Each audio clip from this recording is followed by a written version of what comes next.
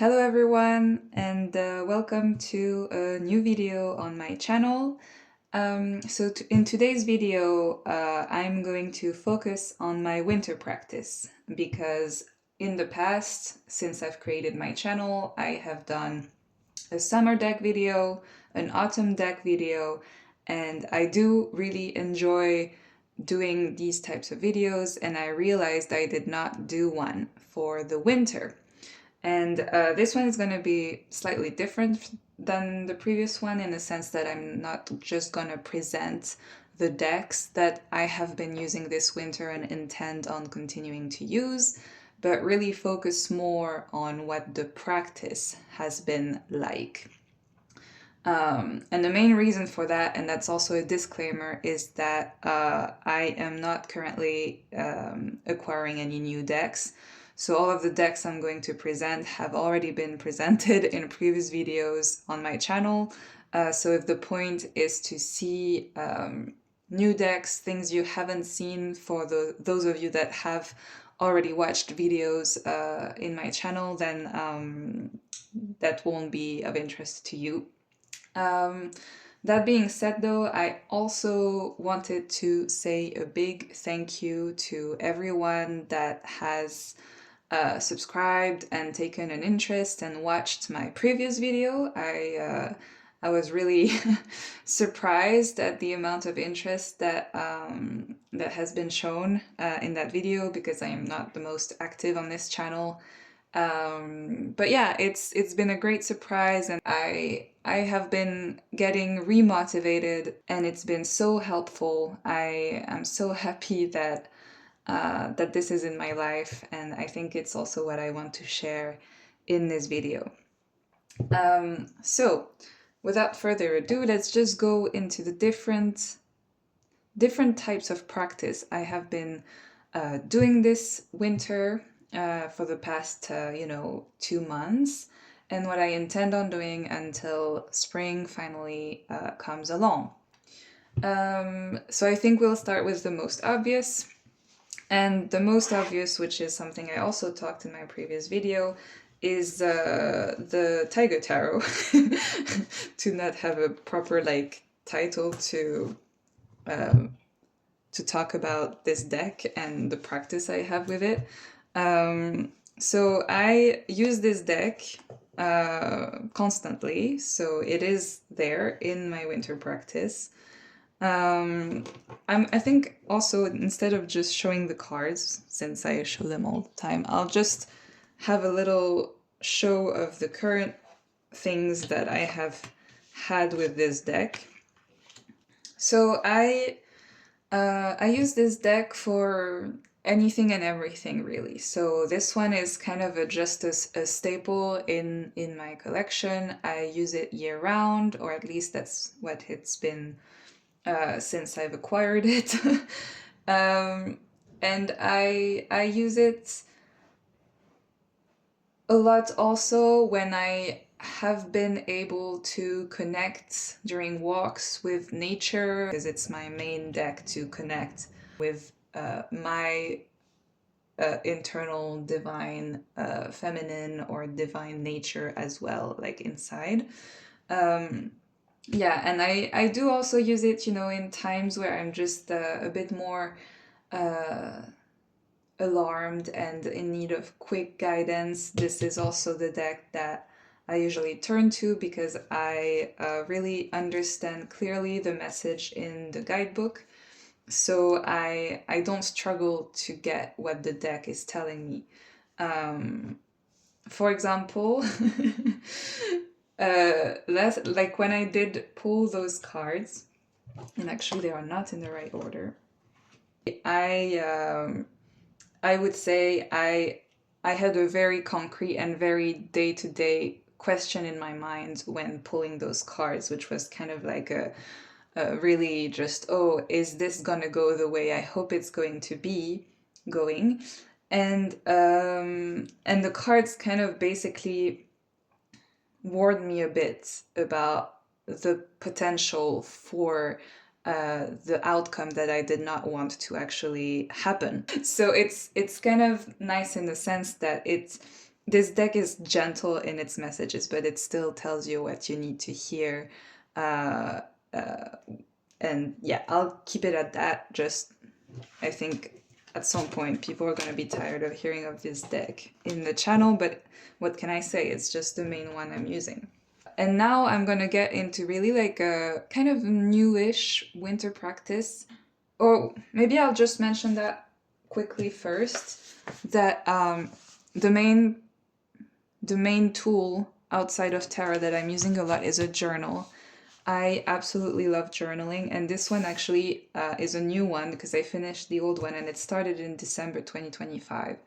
And to me, this is kind of very connotated to my tarot practice. Like, those two things go together so much, where usually I write in the journal first, which might be not what most people do, because I kind of stopped recording in writing the readings I am doing, which was something I used to do in 2025, and nowadays I rarely record them. I record the main messages whenever they feel really, really important, and usually it's like days after, explaining how the cards have helped me, but not in the moment of doing the reading. I don't record anymore in the journal.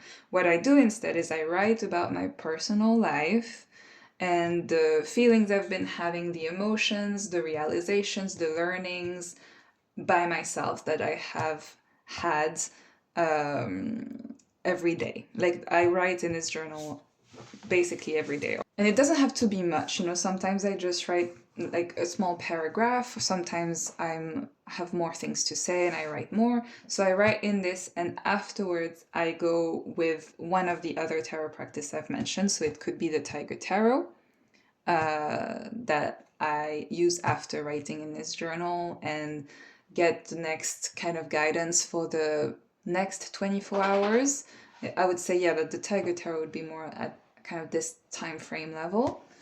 Or I will do one of the other things I am now going to mention. So, that's where I want to get into the Stunning Tarot. This deck and me, since my last video, so since the past month, have had the best time together. And I'm also surprised because this is, I don't necessarily do divination or use tarot for divination.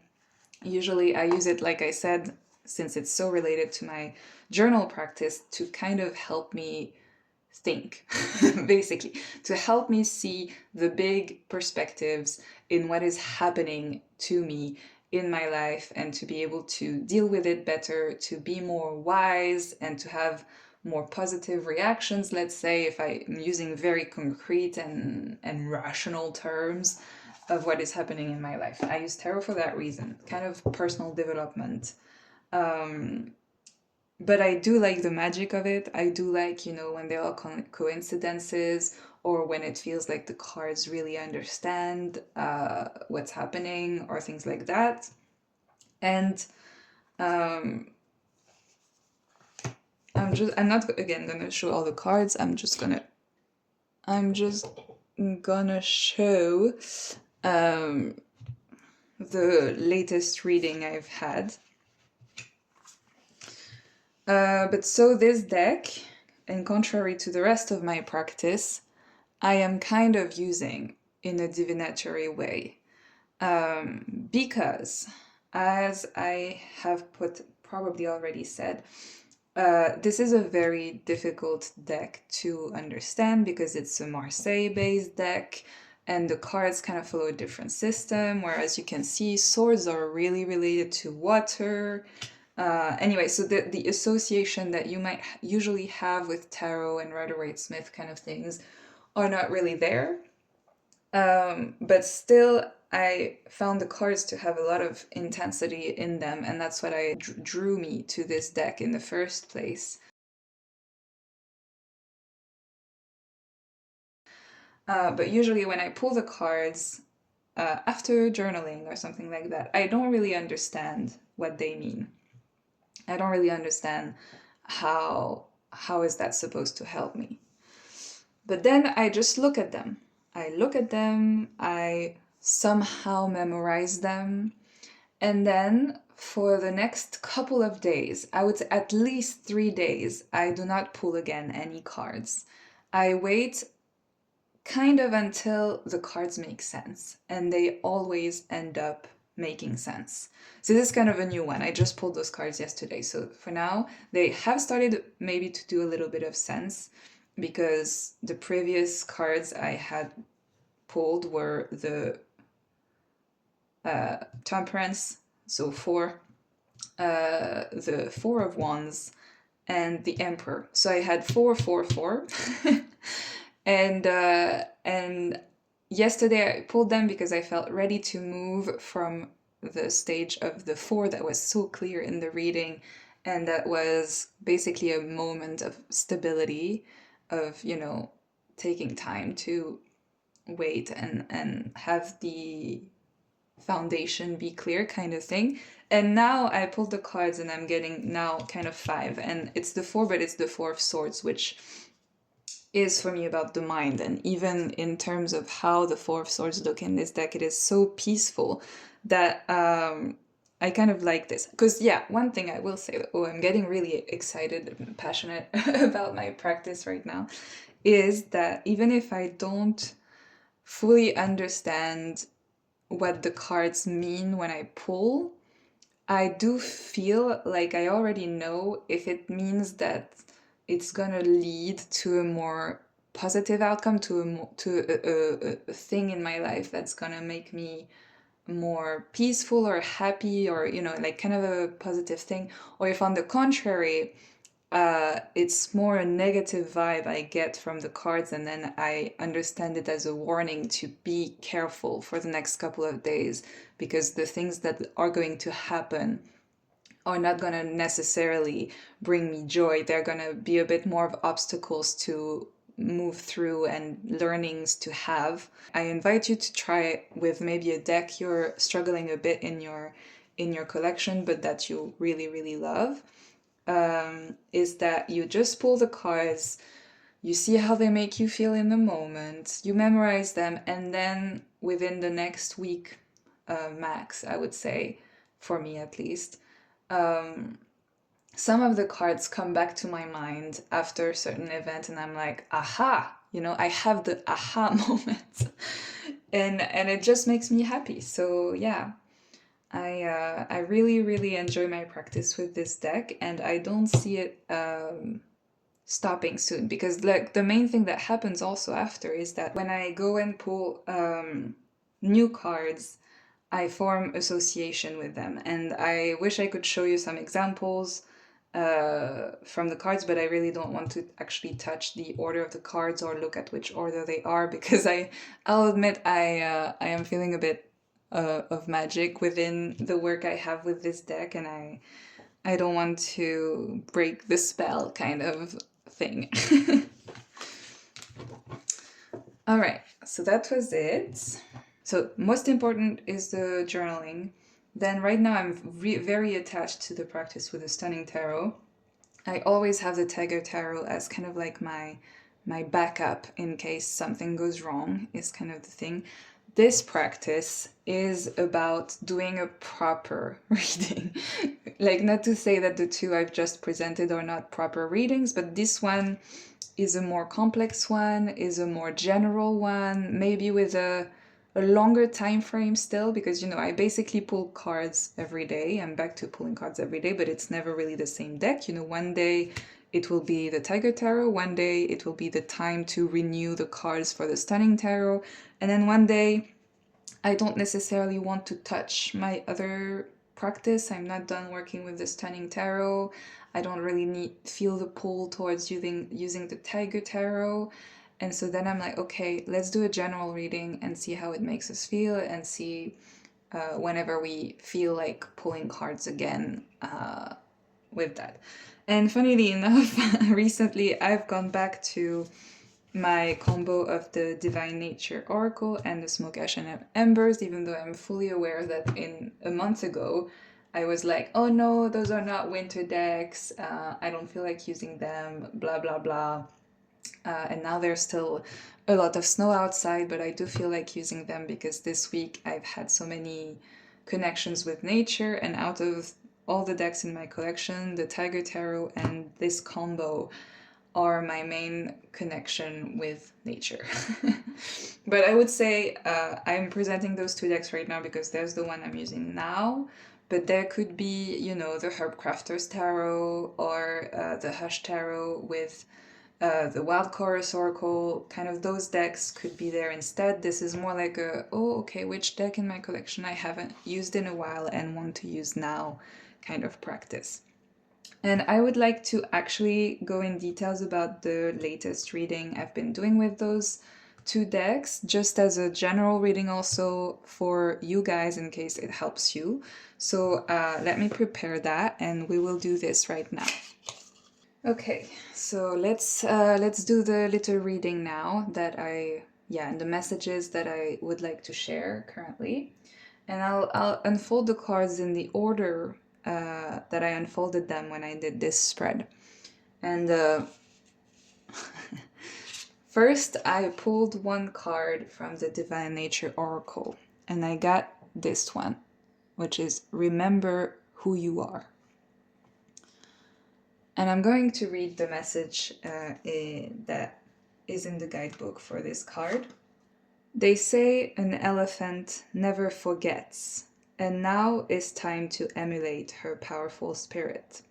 She knows who she is and carries the wisdom of the ancestors in her veins and the song of the earth in her mighty step. Her grace and power remind us we need only honor our own nature and embrace its natural shape in order to embody remembrance. Allow yourself to take up all the space you need to express your particular genius. Allow yourself to love who and what you love unabashedly. Make no apologies for what feels most natural and alive to you. Now is the time to remember who you were before the world told you who you should be.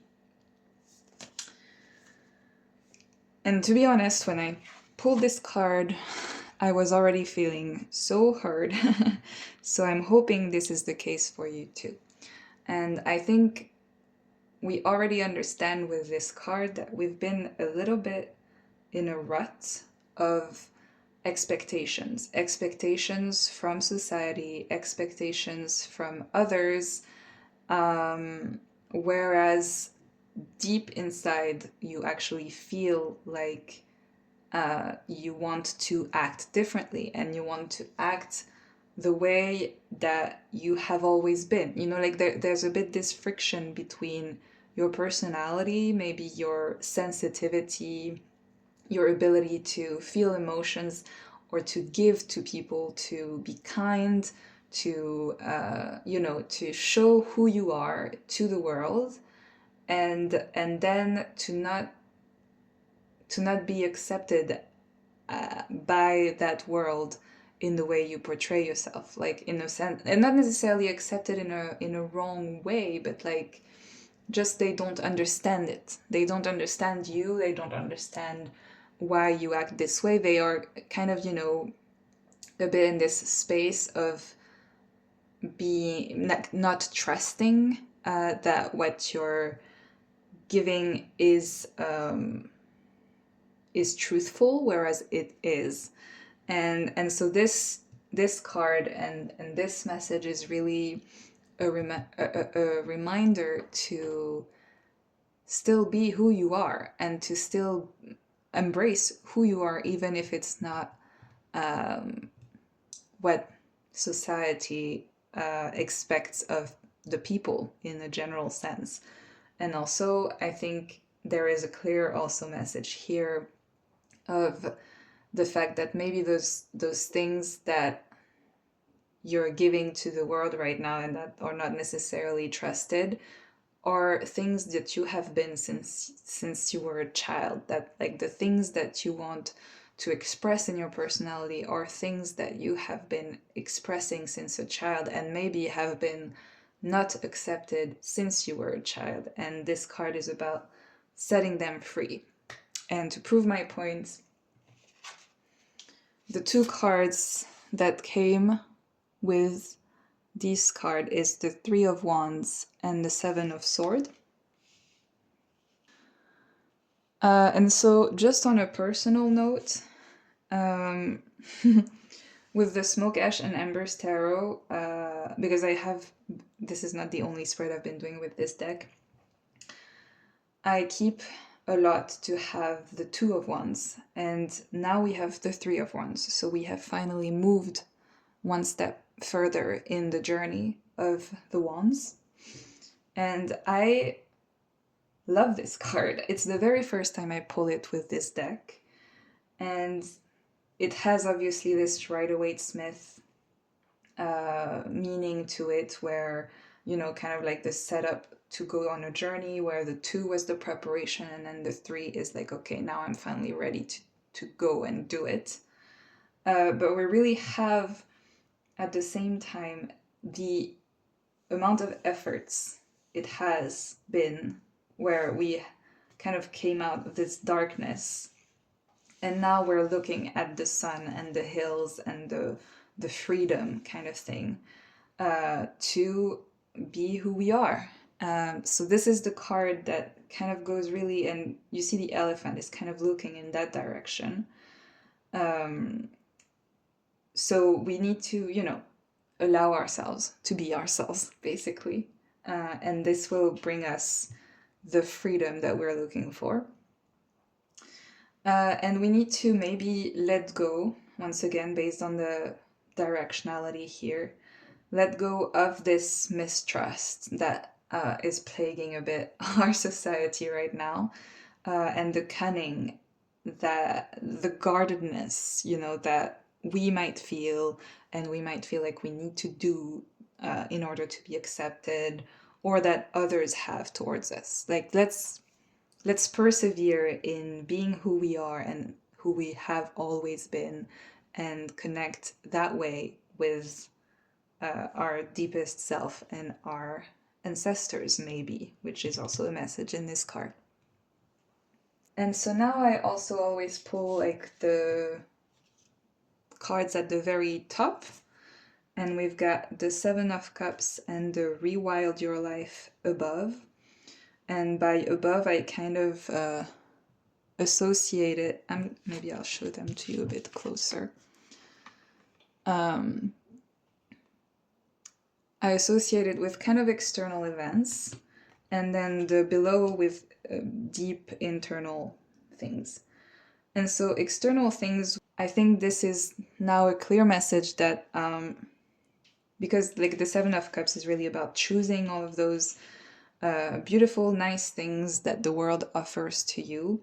And maybe it's a message to, instead of focusing on material things, to maybe go in the wild, find other ways to embrace your personality, and to, you know, connect with nature, make the choice, the conscious choice, to turn away a bit from the things of society that actually keeps you in the space of the Seven of Swords, that keeps you in the mistrust and in the loop that keeps you from remembering who you actually are deeply. But you know, there is a choice in rewilding your life, and there is a choice in going towards the freedom that brings the fact of being who you are.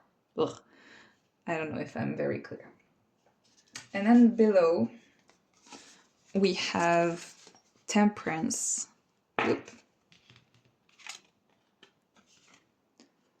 Temperance with burn, oh my gosh, with burn a sacred fire.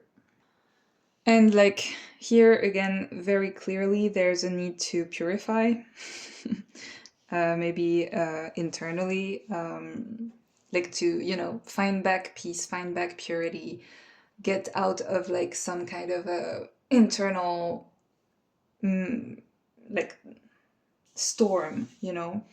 And for that, there's a need to, you know, calm down, but also in the burn sacred fire to, if expressing anger in the real world, expressing your emotions in the real world instead of repressing them, will help you reach this level of calm and purity, and help you, you know, reset your energy, kind of. Then let it be, let it rip, you know. So yeah, this is kind of the spread I wanted to share. Now we might get into the very last but very not least practice that I want to share with you, and that brings me a lot of joy as well. To explain this practice, I'm going to start by giving just another little message of thanks and of gratefulness to the author of this oracle, Cécile Desthuilliers. She has a YouTube channel for those of you that speaks French, which is right here. And who discovered my channel, or basically watched my previous videos, saw me talk about her oracle, and you know, we had like very nice exchanges, and I think we both realized of how nice it is to have this exchange and this community, which sometimes feel a bit far away, and you actually don't know who you're addressing. And then here and there you actually have those comments of people that you have helped or that see you just being seen, you know, and you realize, oh, I'm not alone doing this, and people actually like this as much as I do, and it just feels very nice. And anyway, obviously talking with her through the comment sections and things like that have made me want to use her oracle again. So that happened, and it kind of happened simultaneously to me being in a like big search of books to read. This is getting a bit weird as a beginning of a story, but yeah, I have been like you know, I've read Woman Who Unwrit the Walls this summer, and then I had also like a few books to read. Not the least, the very last one I had read was Piranesi from Susanna Clarke, and I cannot recommend it enough, especially to this community. I think I would be surprised if someone did not like it out of the people watching this channel. And yeah, that was the last book I've read, and after that I had a big moment where I wasn't reading anything, but I was missing it so much, but I did not want to go down on the quality of this book. So I've done a lot of research online, read a lot of summaries, you know, asked friends, all of that, to be able to find which book I should read next to this that would inspire me a lot. And so I ended up buying 3 books. The one I'm reading right now is The Invisible Life of Addie Larue, and I am already like this much through, and I bought it like 5 days ago. It's very good, very happy, no regrets whatsoever. And then since I really liked Piranesi, and when I realized how big it was, I was like, yes, please, because I cannot go through this finding books too often. I need something that lasts me a while. I bought Jonathan Strange and Mr. Norrell, also from Susanna Clarke. I hope it will be good. And I'm now realizing that it has an introduction by the author of this book. This is kind of funny. And finally, I have also bought A Little Life by Hanya Yanagihara. And I'm very excited about this one, mainly because when I went to the bookstore and I had my list and I was asking, do you have this book? Do you have this book? Do you have this book? When I said I wanted this book, I had a great talk with that lady. She was like, oh, this one is so good, but it's so tragic. And I was like, oh, I'm ready. Anyway, so it was kind of a funny exchange. So I have a feeling this one is going to be quite the read as well. Probably very emotional read, but I'm here to feel all the feels. But back to Cécile and Mon Compagnon spirituel. So I started this book. I was kind of talking with Cécile at the same time, feeling like I wanted to use her oracle again. And I have in the past, when I was reading a Piranesi and so on, using kind of a tarot card, I think one of like these cards from Smoke, Ash and Embers as a... What is the name of those in English? Like the one, like to mark the page of where you're at in a book. I think I'll explain it that way. Bookmark? Oh my gosh. Yeah, so I used to use a tarot card for that. And I was like, well, how about I just, since I use Cécile's oracle in kind of this way of just pulling one card and then reading the messages and keeping it that way for a couple of days, how about I just use a card from Cécile's oracle as a bookmark? And like that, whenever I read the book and I go back to the page I'm in, I see the card and I'm reminded of the messages, or then I can go back in the book and reread the message. And I have been doing that then for, yeah, since a week now almost, so like the past 5 days. I have only changed the card this morning, so this is a brand new one. And it's been incredible. It has been such a nice, like, gentle way of using an oracle again. And yeah, I feel like I should have maybe put Cécile's oracle like higher in my award list in the end in my previous video, because I've basically read the message of the previous card that I had pulled every single day, and there was always one paragraph that was resonating so much and helping me mentally. Like, this is like a kind of a way to mentally process what was happening in my life. And funnily enough, it was also quite related to the book itself. So that's what I wanted to also say that was kind of funny and interesting in this practice, is that the previous card I have pulled from this deck was this one. So it's called The Flight, kind of, and it says, "You have always been free."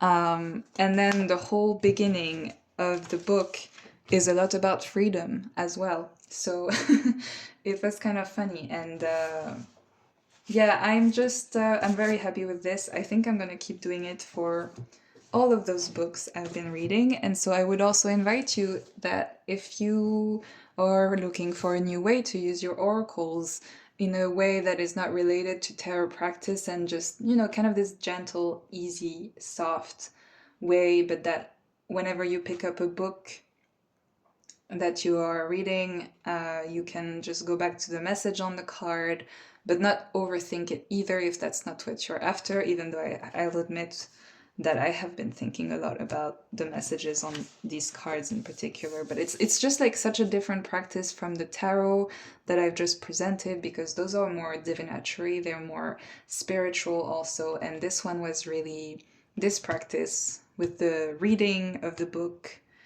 and this one oracle card. It was much more kind of a last, because I usually just read before going to sleep, like a last little reminder of what it is that is important to focus on at the moment, kind of. So yeah, that is my winter practice. I hope that it can inspire you in some way to use your collection in a similar way. Not a lot of deck showing in this season's video, I'll admit, but hopefully it was still useful. And I also hope that the footage is not too bad, since I've only noticed after a little bit that like my tripod kind of somehow did something bad just when I was getting excited about the Stunning Tarot, so that's a shame. But yeah, I wish you all a very good day, and I hope you're doing well, and yeah, I'm here for you when you need, and if you need it in this channel. So yeah, see you next time, hopefully. Bye!